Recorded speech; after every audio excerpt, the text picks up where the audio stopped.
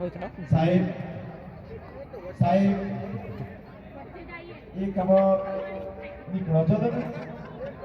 હા બાલુ કાકા ભાઈ જે યજમાનો બેઠેલા છે આપણે એ જવાનું નથી, બધાને ગ્રુપમાં એક ફોટો પાડવાનો છે, ગ્રુપમાં એક ફોટો પાડવાનો છે. દરેક જણે બધા યજ્ઞ મંડપના આગળ બધા આવીને ઉભા થઈ જાઓ બહેનો અને ભાઈઓ.